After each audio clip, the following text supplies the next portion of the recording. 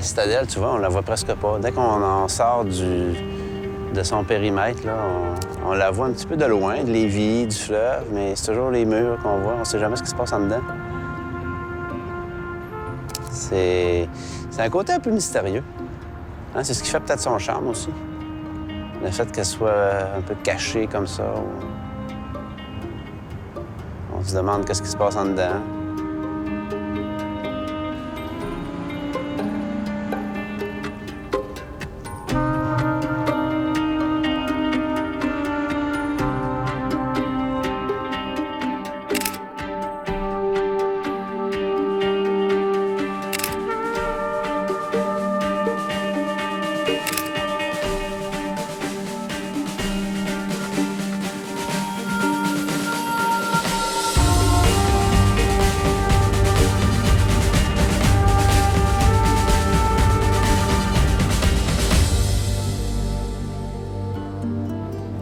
Éric Côté est un photographe documentariste de Québec.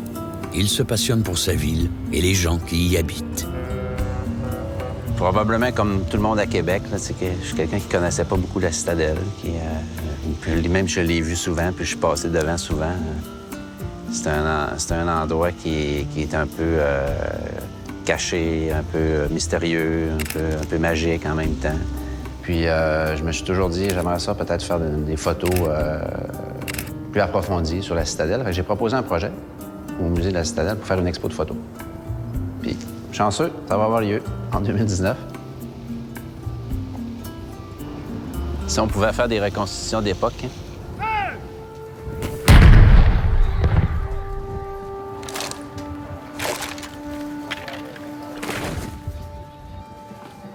Nous sommes aujourd'hui sur place pour l'événement l'École du soldat en Nouvelle-France. Donc, c'est un événement qui regroupe des reconstructeurs, près d'une centaine. Donc, des gens qui sont des amateurs d'histoire militaire.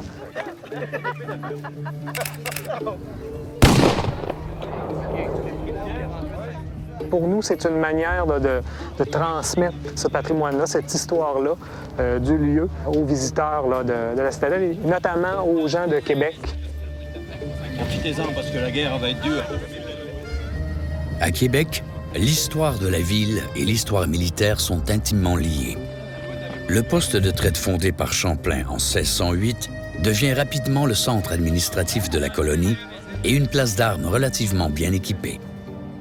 Les Français rêvent déjà d'établir leur défense sur les hauteurs de la ville, mais il faudra attendre plus de 200 ans avant que les Anglais ne construisent la citadelle actuelle.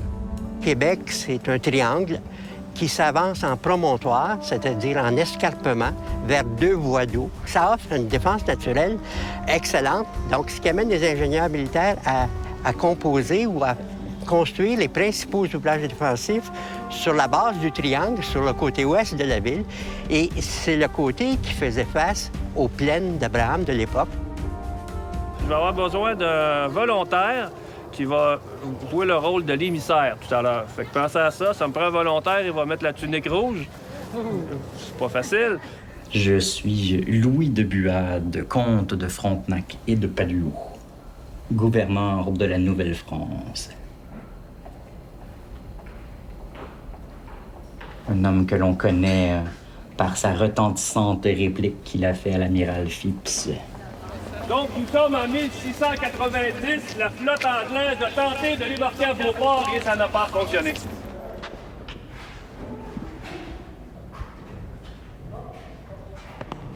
Approchez-vous, monsieur.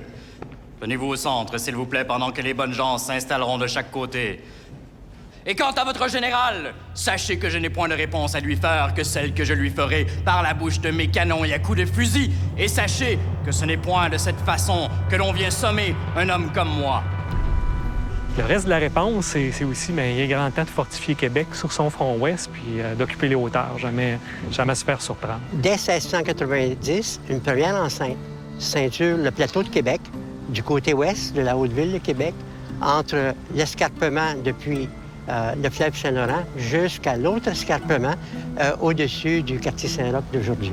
Le bâtiment le plus ancien à la citadelle, probablement le bâtiment militaire le plus ancien au Canada qui est toujours debout, c'est la redoute du Cap. Puis on voit vraiment le typique là, français de l'inclinaison là, des murs, là, comme on retrouve sur le front ouest de la ville, mais celui-là est antérieur. Donc c'est vraiment 1693 que ça a été érigé comme ça au sommet du Cap-Diamant. Puis ça marque le début de la présence militaire, vraiment sur les hauteurs de Québec. 25 ans plus tard, en 1717, l'ingénieur militaire français Chosgros de Léry va proposer un plan complet de fortification incluant une citadelle et des murailles sur les hauteurs du Cap aux Diamants. Sa citadelle ne verra jamais le jour, mais on construira du côté des plaines une enceinte entièrement recouverte de maçonnerie. Chosgros de Léry va donc construire une fortification qui existe encore aujourd'hui. La très grande majorité de la fortification sur le front ouest a été conçue et réalisée par Chosgros de Léry au régime français vers le milieu du 18e siècle, alors que la citadelle, elle, est construite au début du 19e siècle, 70 ans plus tard, par les militaires britanniques.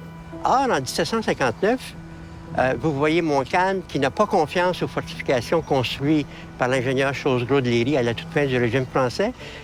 Il ne se retranche pas à l'intérieur de la ville fortifiée. Il va rencontrer l'ennemi sur les plaines et on connaît la suite, la défaite française.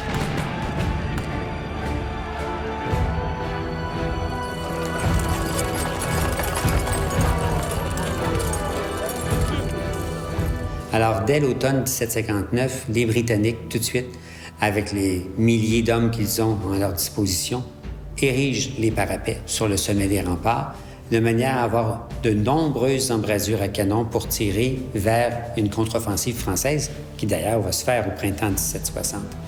D'abord vaincus à la bataille de Sainte-Foy, les Anglais vont se retrancher derrière les fortifications de Québec, d'où ils résisteront aux assauts des Français jusqu'à l'arrivée des renforts britanniques. Cela nous démontre que la fortification française, construite par les Français à la fin du régime français, a répondu à son objectif défensif, mais pour l'ennemi. Lorsque la guerre d'indépendance des États-Unis éclate en 1775, les autorités britanniques dans la colonie voient les troupes américaines arriver à Québec, plus précisément durant la bataille du 31 décembre de 1775. Les soldats britanniques, les milices canadiennes et les troupes amérindiennes parviennent à repousser les soldats américains. Après l'invasion américaine et le retrait des troupes américaines de Québec en 1776, les ingénieurs militaires britanniques décident de la construction d'une citadelle pour compléter le système défensif de Québec. Mais comme on est en période de guerre, on va construire une citadelle temporaire. Pourquoi temporaire plutôt que permanente? C'est qu'on doit faire rapidement. On utilise donc des matériaux qui sont périssables, qui ne sont pas très stables. Et on a toujours le dessein de faire une citadelle permanente, mais elle n'est toujours pas réalisée en ce début du 19e siècle, en 1808. Il faudra attendre le lendemain du prochain conflit, la guerre anglo-américaine de 1812-1814, pour que les militaires britanniques décident vraiment d'investir davantage dans la fortification permanente de Québec. Et c'est à ce moment-là qu'on complète le système défensif de Québec avec la citadelle qu'on connaît encore aujourd'hui. Et ce qui a valu à Québec le surnom de Gibraltar d'Amérique. Les petits bateaux qui voyaient arriver les boulets de canon sur eux autres, hein?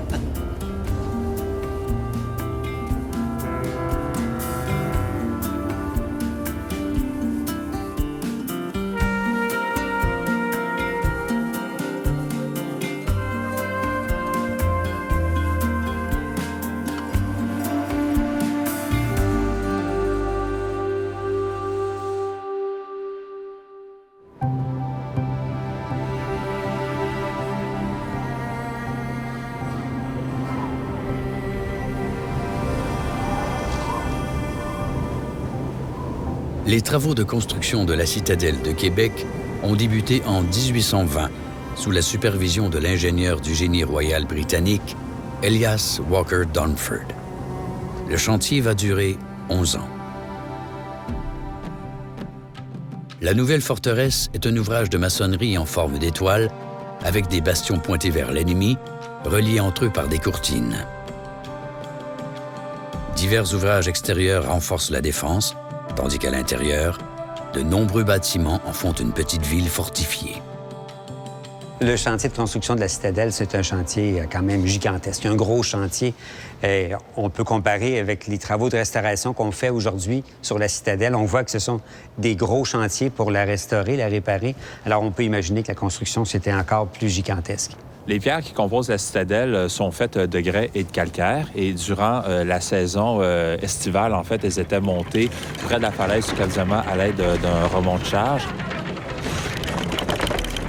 La plupart des ouvriers étaient des militaires.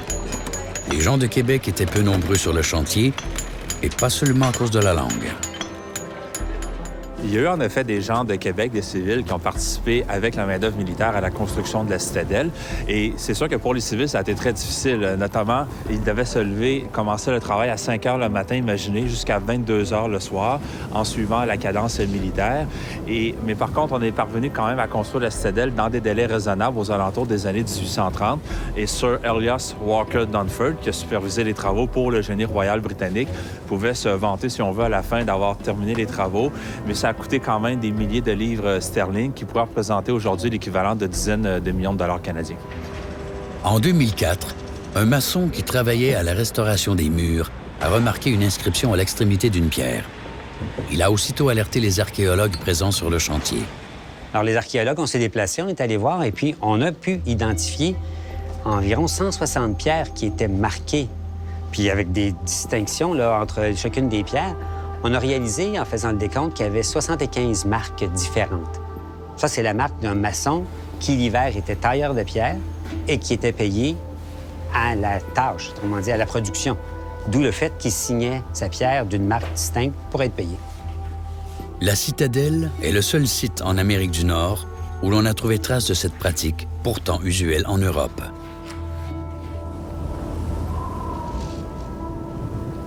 Lors de la construction de la citadelle, les employés, ils marquaient leurs pierres. Puis souvent, aujourd'hui, on retrouve ces marquages-là à l'endos des pierres. OK. Cependant, celui-ci, qui a une belle tête de cheval qu'on voit juste ici, est vraiment en relief sur la pierre. OK. On ne sait pas de quand elle date, on ne sait pas qui l'a fait ou quoi que ce soit, mais c'est un des beaux éléments qu'on a ici dans la citadelle de discret. Les Britanniques vont avoir peur d'une troisième attaque, donc ils vont construire la citadelle de Québec, qui ne va jamais être attaquée. Donc elle est comme neuve, mesdames et messieurs, c'est pour ça qu'on vous la fait visiter. Halt! Qu'est-ce que vous faites là? Non. Oui, on fait une visite. Une visite, c'est le soir, là. Ouais, c'est une visite de soir. Les visites nocturnes, c'est une chance extraordinaire, spéciale de voir la citadelle autrement. C'est aussi une visite un peu plus longue, donc on a le temps d'interagir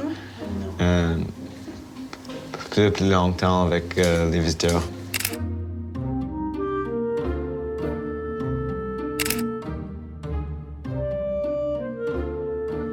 Est-ce que ça vous tente? On va visiter, on va encore entendre les histoires ici à la citadelle. Oui. Oui? J'ai un peu peur, par exemple. D'accord. Mais là, je ne veux pas que vous ayez peur. Est-ce que vous avez peur? D'accord, donc vous, là, je m'en fous. Mais en fait, c'est comme... Non, c'est important, parce que vous êtes quand même les bons Canadiens. Oui. D'accord. Donc, on va visiter la citadelle. Suivez-moi. Une poudrière contenait la poudre. En fait, à l'époque, ce bâtiment même pouvait contenir 4610 barils de poudre. Ma prochaine histoire, c'est à propos des patriotes. Et avez-vous déjà entendu parler, en fait, des patriotes? Moi, j'étais moi-même ici. C'était 1838. Camarade! Edward Alexander Teller. En chair! En octobre 1838, la citadelle subit un outrage sans précédent. Edward Alexander Teller et William Wallen Dodge, deux patriotes irlandais emprisonnés pour sédition, réussissent à s'évader de la forteresse. Liberté et sécurité, hein? Et c'est donc ainsi que moi, Edward Alexander Teller, ai défait l'imprenable citadelle.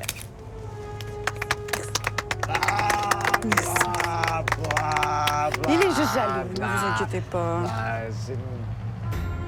Dans leur évasion et leur fuite aux États-Unis, les deux Irlandais ont eu l'aide de complices au sein de la population.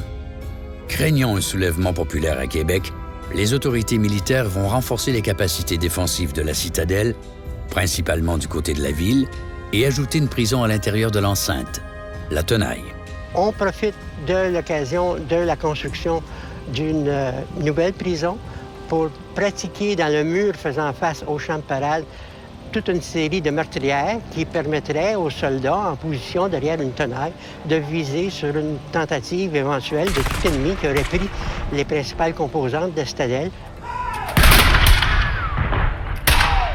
L'entrée en vigueur de la Confédération, en 1867, annonce le retrait des soldats britanniques de la colonie. 4 ans plus tard, la batterie B, un corps d'armée majoritairement anglophone, devient la première garnison canadienne à occuper la citadelle. J'ai une autre photo, peut-être? Ah, ben oui. Parce qu'ici, c'est intéressant, là, à Lévis. OK. L'autre cachette. Toujours. C'est bon.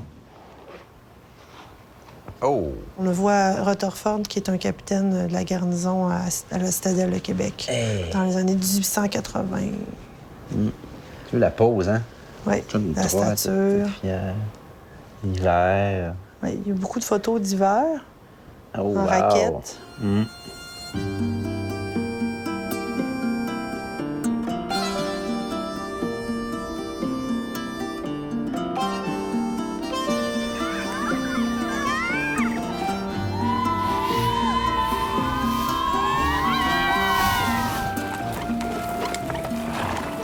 En 1872, Lord Dufferin, un diplomate de carrière, est nommé gouverneur général du pays.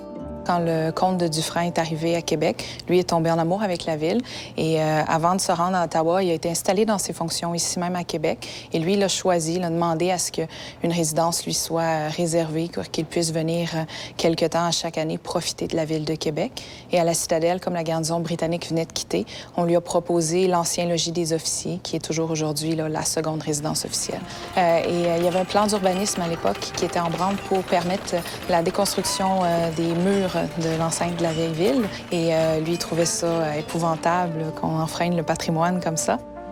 Dufresne il utilise son pouvoir afin de faire arrêter les travaux et décide plutôt, de concert avec les autorités municipales, mais non sans problème, de faire des travaux d'aménagement. Il a travaillé lui-même à élaborer des plans pour changer l'urbanisme, mais pour aller au-delà des murs, mais en conservant les murs, donc élargir les portes principales. C'est ainsi que seront aménagées les portes Kent et Saint-Louis. Dufferin parvient de la sorte à préserver les murailles de la ville, tout en favorisant son développement. À la fin de son mandat, en 1878, pour souligner justement son implication à l'urbanisme de la ville de Québec, eh bien, on l'a invité à venir poser la pierre angulaire de la terrasse, terrasse qui existait sous une autre forme avant, mais qui est vraiment devenue la terrasse Dufresne qu'on connaît aujourd'hui, à partir de cette époque-là.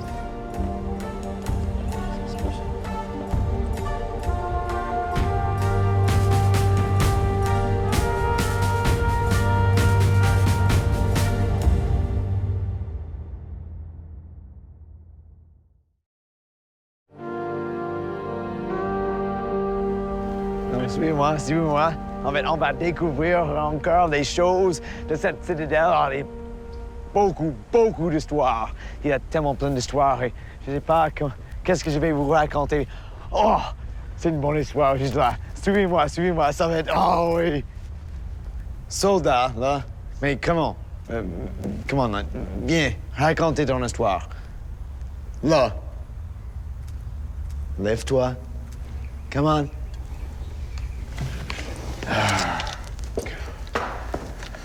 C'est rare que je vais avoir des ordres de quelqu'un qui sait même pas c'est quoi la guerre.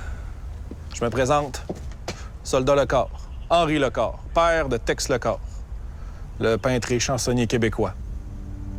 Cette arme-là a appartenu au soldat Henri-Paul Lecor, qui était un membre du 22e bataillon canadien-français.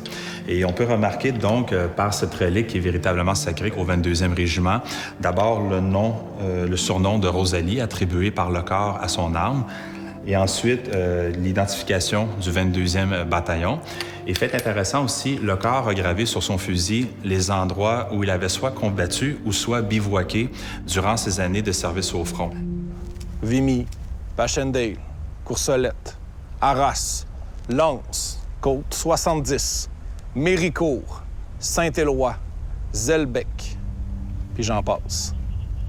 Blessé au front en 1918, au mois de juin, Henri-Paul Lecor doit abandonner son arme sur le champ de bataille. Elle est récupérée par les autorités militaires britanniques et c'est en 1956, dans un musée militaire à La Chute, au nord-ouest de Montréal, que le vétéran Henri-Paul Lecor, par hasard, observe que dans le musée se trouve son arme.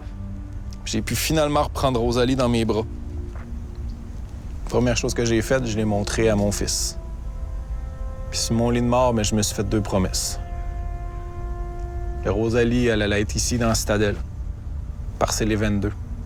C'est mes frères. Si c'était pas d'eux autres, j'aurais pas non plus survécu. Fait qu'ils vont en protéger puis ils vont en prendre soin. Le 22e bataillon dont faisait partie le soldat Lecor était le premier bataillon entièrement composé de Canadiens français. Plusieurs d'entre eux vont rapidement se distinguer par leur bravoure au combat, tel Georges Vanier. Vanier a été l'un des membres fondateurs du 22e bataillon canadien-français. Il a participé à toutes les attaques et avec toutes les manœuvres avec son bataillon jusqu'en 1918, où là, il a été blessé, qui a dû être amputé d'une jambe. L'armée avait prévu de démanteler le 22e bataillon après la guerre, mais l'annonce de sa dissolution a soulevé un tel tollé au Canada français qu'on a décidé en 1920 d'en faire un régiment permanent et de lui attribuer comme lieu de résidence la citadelle de Québec.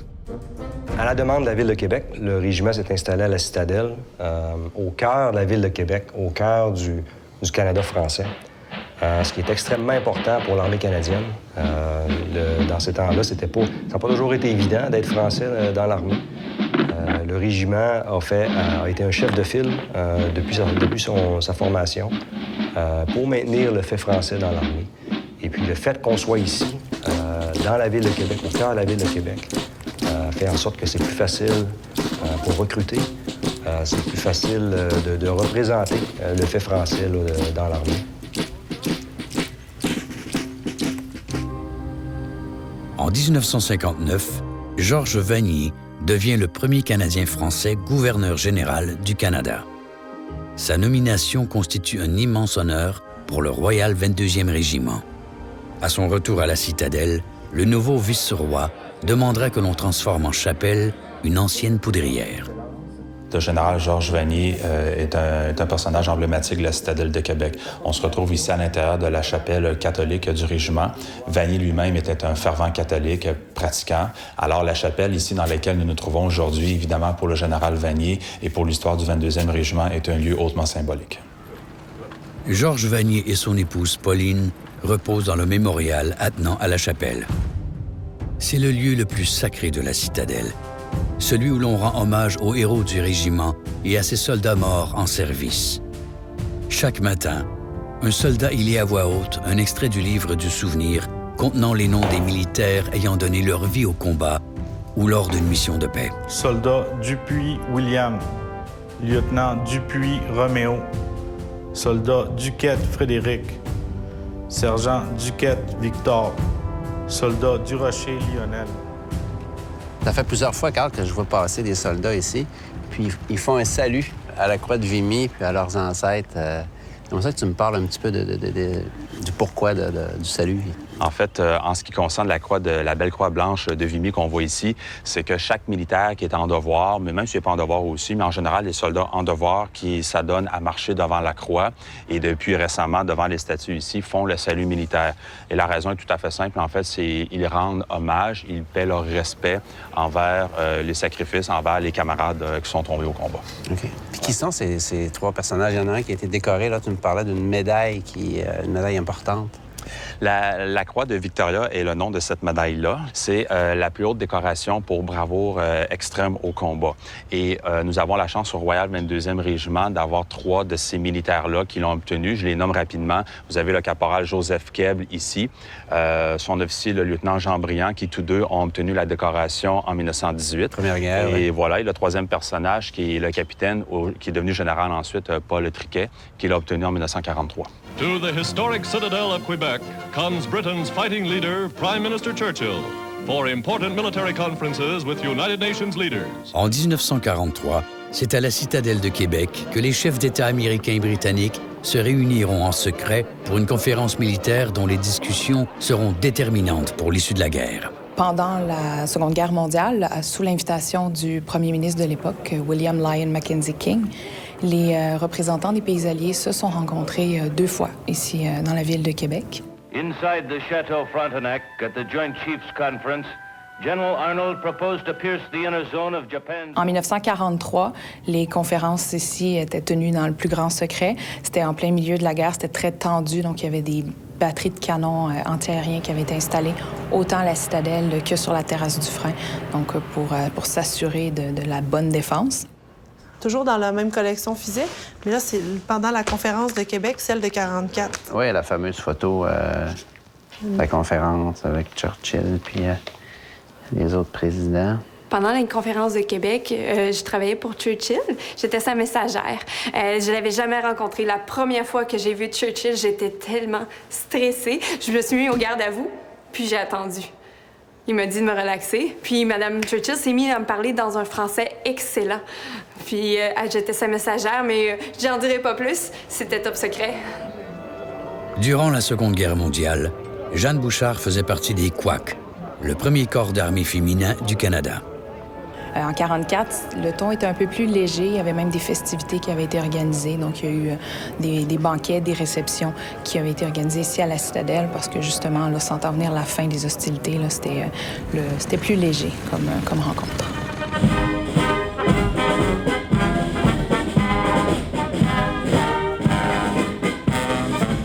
On a vécu la Deuxième Guerre, on a vécu la Corée et on a vécu les opérations subséquentes, Chypre, la Bosnie, la Croatie, l'Afghanistan récemment, Somalie. On a eu plein d'opérations sur lesquelles le Canada est impliqué.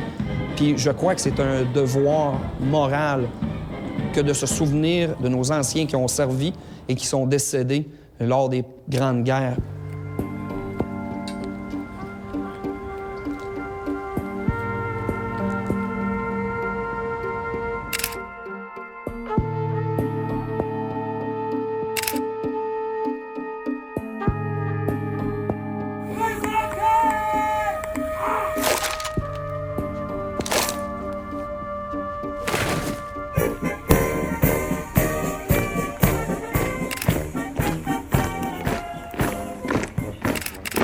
Bonjour et bienvenue à la commémoration du 100e anniversaire de la bataille de Vimy.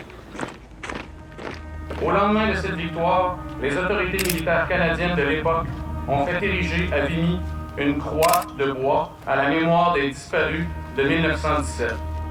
En 1923, cette croix céda sa place au musée imposant que l'on peut voir de nos jours et le régiment se fit confier la garde de cette croix qui fut placée ici à la Citadelle de Québec à l'automne de 1924.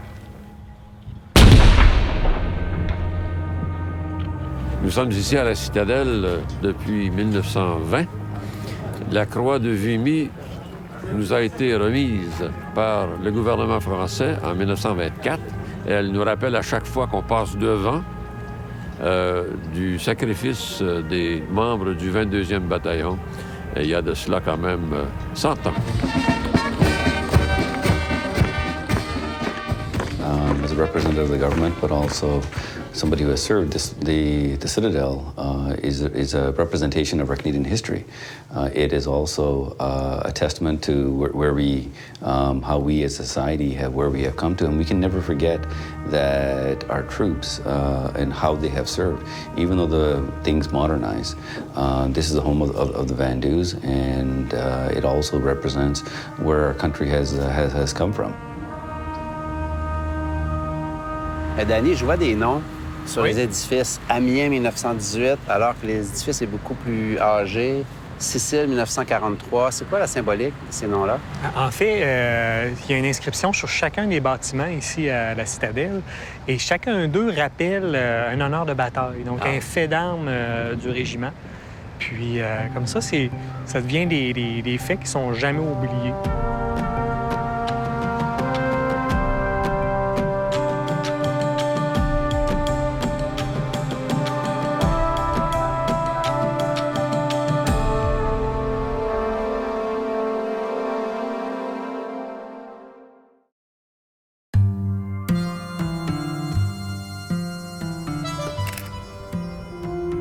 Bien, Danny, tu me mentionnais que tu trouvais ça intéressant que je travaille un petit peu sur la vie de tous les jours à la Citadelle. Justement, je ne sais pas si ça peut faire partie d'une photo dans l'exposition ou j'aimerais ça savoir qu'est-ce que tu penses de ce genre d'image-là. La sentinelle de la garde en rouge, c'est un soldat qui vient l'aider à lui donner de l'eau. Tu sais, pour moi, c'est une photo qui illustre autre chose du travail quotidien de ces gens-là, mais c'est l'entraide, si tu veux, du groupe, c'est une photo d'amitié. Dans l'armée, c'est un travail d'équipe, c'est de prendre soin des autres, les autres prennent soin de soi, c'est de faire confiance à l'autre. Puis ça le transcrit bien. Je pense que c'est un bon exemple. Là. OK. Et j'ai le privilège de vivre ici avec ma famille. On a environ une cinquantaine d'autres personnes qui vivent aussi sur le site, principalement des soldats, des officiers subalternes. Mais je suis le seul qui a le droit de rester ici avec sa famille. C'est comme ça depuis... c'est une tradition qui date depuis 1922. Je maintiens quand même un bureau ici, avec un petit état-major suffisant pour la gestion de jour en jour. Puis le logo, le lieutenant travaille là-dessus, mais le logo fini, là. Tu sais, là. La Citadelle, là, c'est toute la communauté militaire, même puis d'autres organismes fédéraux là, qui en profitent. Même le public en profite. C'est un endroit touristique. Moi, je le vois tous les jours, mais ça devient un petit peu normal. On rentre au bureau, mais c'est pas mal féerique comme endroit. Et puis, ça nous appartient.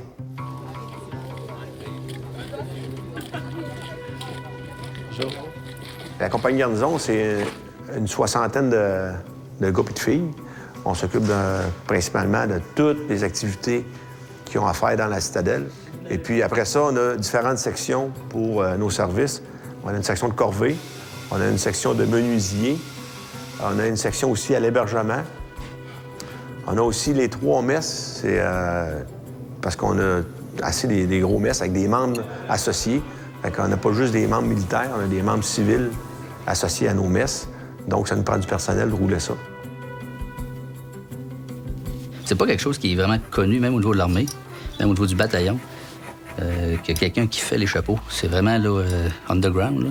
Ils nous connaissent comme les gars qui donnent les boutons, mais au niveau de la confection, des choses comme ça, c'est pas vraiment connu. Je me rappelle, j'étais petit gars, je la voyais, la garde, je viens de Québec. Je trouvais ça extraordinaire. J'aurais jamais pensé que moi, je ferais les chapeaux un jour, par contre. Là. Jamais. Ce qu'on veut, normalement, c'est vraiment ça, le poil à la hauteur du nez. On n'est pas supposé vraiment voir. Là. De toute façon, une fois que les gars sont vraiment drillés et qu'ils connaissent le mouvement de drill qu'ils ont à faire, ils n'ont plus besoin de voir. Ils font juste les calculs de pas. Et puis, ils ont beau pas voir, ils savent où ils s'en vont. Le show est bien monté pour ça.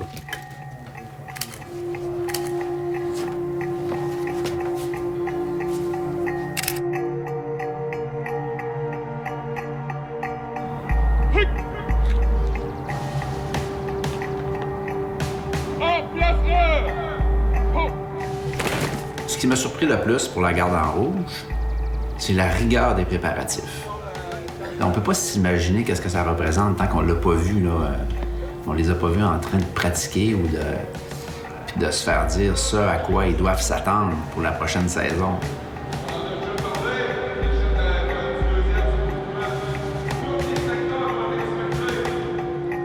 Tu sais, quand je parle d'arrière-scène, c'est ce genre d'image-là. Ça, j'aime ça.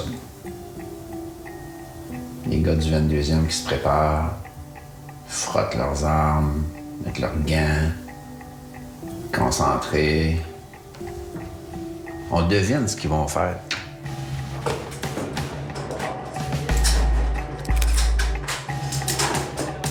Regarde, ça, c'est encore mieux. Il y a un avant-plan tout qui est arrivé. 1, 2, 3, 4, 5. Ça va faire partie de l'expo, probablement.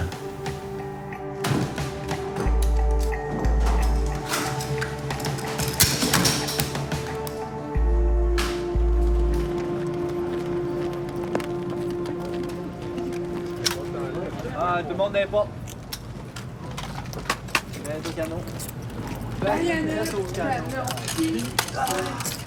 1, 2, 3, 4, 5, 6, 7, 8.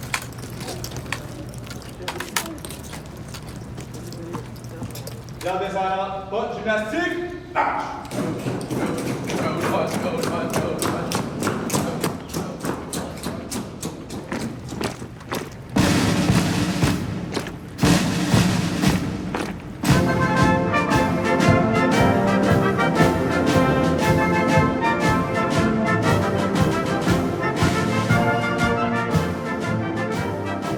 Donc, les musiciens proviennent de partout au Québec. On a 7 musiques militaires de réserve au Québec.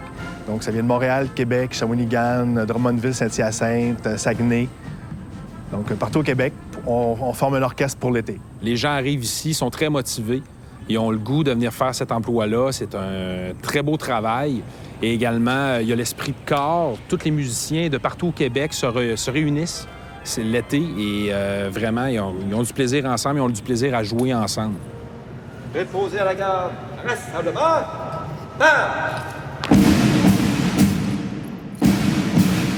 On vient tous d'unités qui ne sont pas le Royal 22e Régiment. Moi, je viens des Fusils Mont-Royal, il vient des Voltigeurs de Québec. Donc, pour l'été, on est habillé, on met l'uniforme du Royal 22e Régiment, qui est quand même un régiment mythique.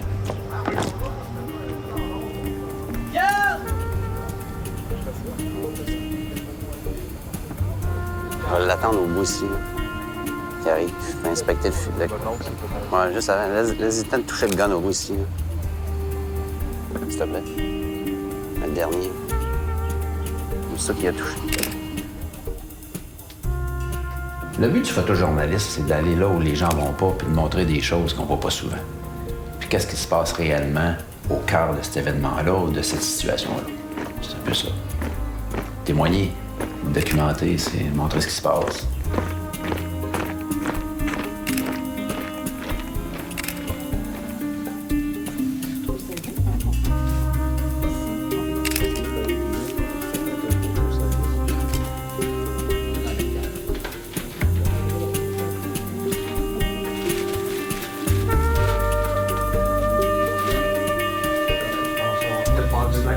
Bon, quel c'est le même que il n'y a pas de frais, ça va bien. Parce que la longue des logos, il est dessus. Peux-tu repeindre un petit coup à genoux comme t'étais, s'il te plaît? Ça va me donner une chance comme ça de m'encadrer. Merci. Vas-y, occupe-toi pas de moi. Continue. Le bouc Baptiste est la mascotte du Royal 22e Régiment. Souvent, le monde pense que la reine a donné ça comme ça au hasard, mais c'est en 2011 qu'elle est venue à l'aéroport. On était là, on l'attendait, puis c'est moi qui étais habillé. Puis on pensait qu'elle parlerait à des généraux, genre, c'était le 100e du régiment. Elle m'a envoyé des vieux généraux qui avaient même été écuyers pour la reine quelques années. Puis c'est à moi qu'elle s'est arrêtée pour savoir comment ça allait le troupeau. Baptiste est le 11e bouc emblématique du régiment. Le premier lui avait été offert par la reine Élisabeth II en 1955.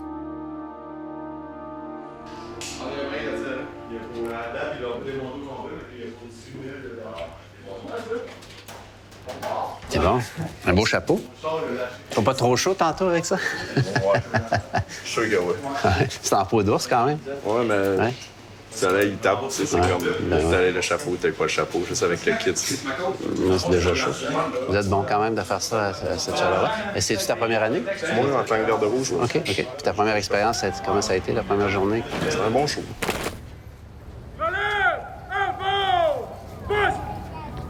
Le changement de la garde en rouge est au cœur des activités estivales du Royal 22e Régiment. Ce spectacle se déroule tous les jours devant des centaines de touristes.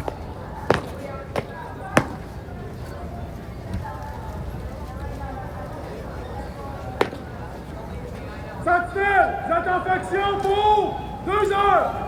Sentinelle, fort, 5.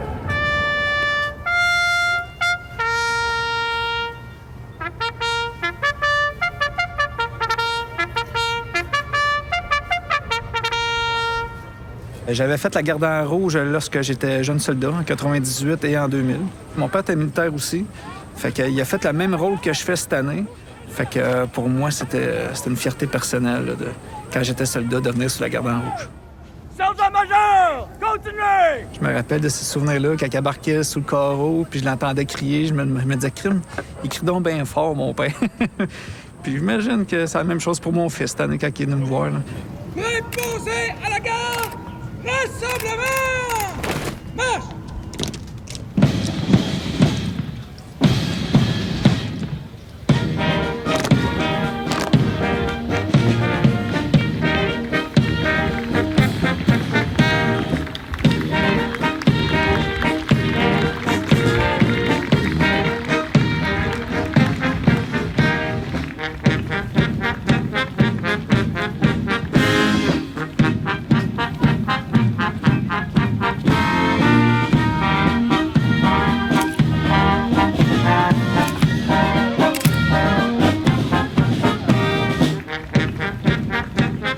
On a une tradition canadienne-française, puis de faire le spectacle en français, ça représente bien le Royal 22e Régiment. Ça fait partie de nous, c'est nos racines. Puis je crois que c'est important qu'il soit fait en français.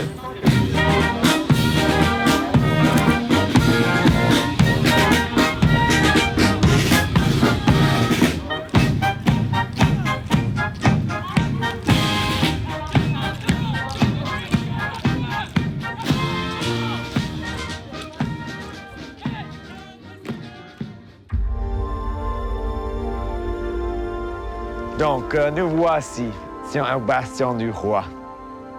Effectivement, c'est ici où on voit bien exactement le sens du mot Québec. Parce que c'est à l'époque pas un mot français. Donc, effectivement, c'est un mot algonquin. C'est le premier peuple d'habiter ici. Et dans leur langue, des personnes disent que ça veut dire là où le fleuve se rétrécit. Québec est la seule ville au nord du Mexique à avoir conservé son enceinte et sa fortification. Elle est également la seule ville en Amérique du Nord dont la citadelle abrite une garnison, de surcroît le seul régiment d'infanterie francophone sur le continent. Sur le plan historique, on a toujours considéré, à juste titre, que la citadelle complète le système défensif de Québec. Mais maintenant qu'on est au plan patrimonial, la conservation de cette ressource-là, Québec étant une ville du patrimoine mondial pour deux raisons, c'est-à-dire parce qu'elle est le berceau de la civilisation française et aussi parce qu'elle a conservé sa ville fortifiée, eh bien, on peut dire quelque part que la citadelle, c'est l'écrin du joyau qu'est la fortification de Québec.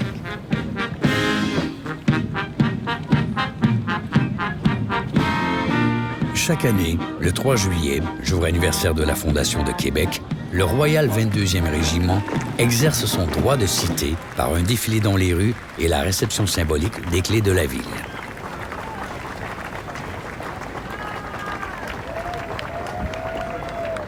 Alors, lorsque j'ai quitté le régiment, le 22e régiment, en 2014, eh bien, j'ai laissé un petit cadeau. J'ai laissé au mannequin ici présent, que j'appelle mon ancien moi. J'ai laissé au capitaine Grégoire, j'ai laissé les bottes, les gants, toutes les velcro, les badges et tout.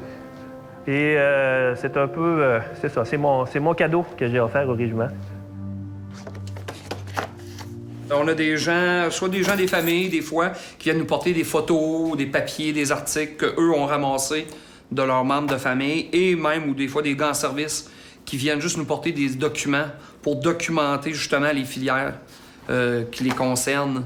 Une fois que l'individu est décédé, on conserve une partie des filières un certain temps ici, puis par la suite sont transférés au musée pour être conservés à perpétuité. En 1950, le général Allard a une bonne idée, il a une vision. Il dit ça prend un musée à l'intérieur des forces canadiennes où les francophones se retrouvent. Donc, c'est là qu'il va initier le fait d'avoir un musée ici à la Citadelle. J'ai vraiment le privilège d'avoir un accès à la Citadelle, aux différentes activités, aux espaces, pour pouvoir venir et suivre le 22e dans leurs activités. Encore aujourd'hui, c'est un symbole de fierté et d'honneur. fallait pas à l'époque, il fallait absolument pas que le drapeau tombe aux mains des lits. Encore aujourd'hui, on fait attention à ce drapeau-là, on garde des drapeaux comme si c'était le soul, comme on dit en anglais, l'esprit même du régiment et des troupes.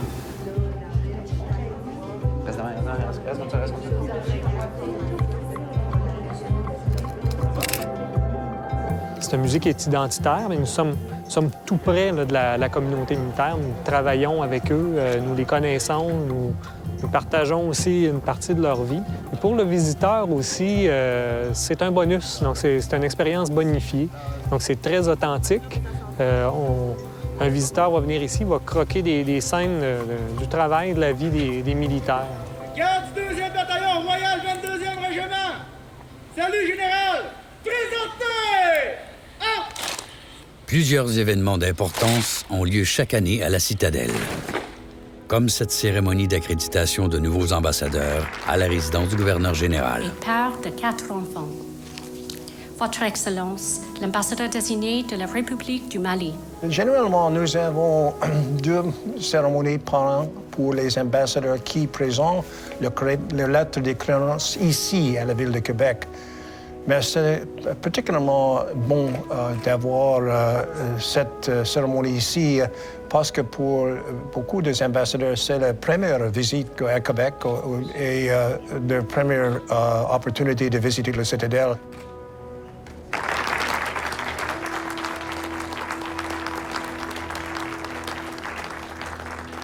Bienvenue. Vous avez choisi la bonne journée parce qu'aujourd'hui, c'est une journée porte ouverte.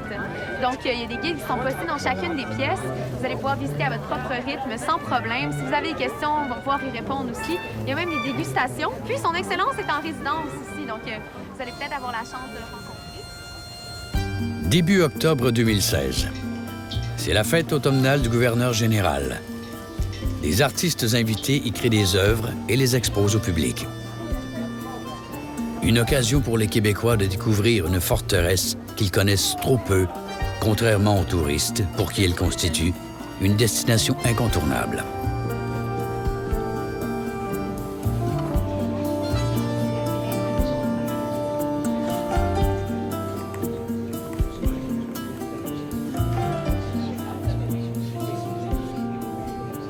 On est 3 artistes, on est présents pour les Journées de la culture et on peint autour du thème de la Citadelle, chacun à notre façon. Alors moi, j'ai choisi de représenter la Citadelle dans son ensemble, c'est-à-dire des débuts avec Frontenac, parce que pour moi, Frontenac, c'est la défense de Québec, puis la Citadelle, c'est ça, hein, c'est la défense de Québec. Et j'ai choisi de représenter des choses qui parlent à tout le monde. Et Frontenac, je répondrai par la bouche de mes canons. Et voilà, les canons sont ici, le bateau de Phipps est là. Et c'est exactement ce que je voulais représenter. Pour moi, c'est très, très symbolique, cette réplique-là. C'est votre travail ici? Oui, oui. Wow. C'est céramique ou c'est de verre? C'est de l'acrylique. Acrylique. C'est l'acrylique que je travaille sur le devant et en arrière.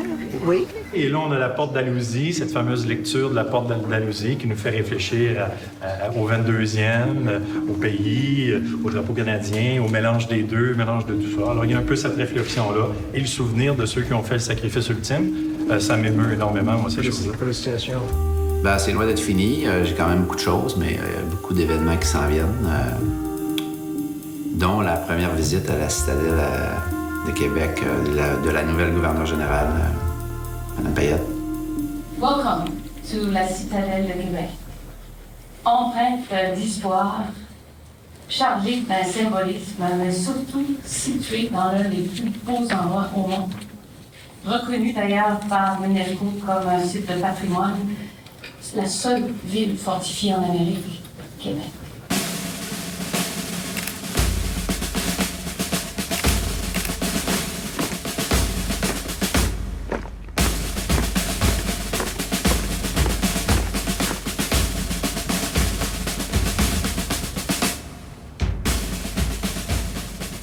Parmi les traditions de la Citadelle figure la cérémonie d'accueil de la nouvelle gouverneure générale et commandante en chef des armées.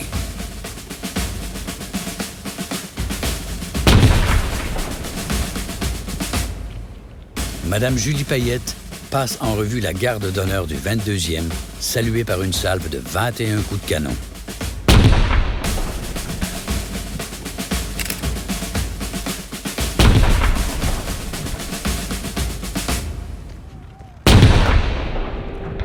le savez, faire un documentaire, ça prend du temps. Le facteur temps est important. Parce qu'il se passe beaucoup d'événements, c'est échelonné sur une longue période. Alors moi, ce que j'aime, c'est vraiment d'avoir le plus d'événements possible pour faire le tour du sujet le plus possible, pour avoir quelque chose de complet, pour pas être juste en surface, là, pour creuser un peu plus.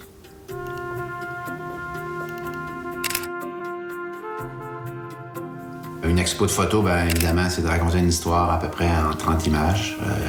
Puis ça prend pas des photos qui se répètent. Il faut raconter un petit peu une histoire. Qu'est-ce qui s'est passé là? Qu'est-ce qui se passe à la citadelle? Là? Alors, je commence à faire des sélections des photos, les meilleures photos.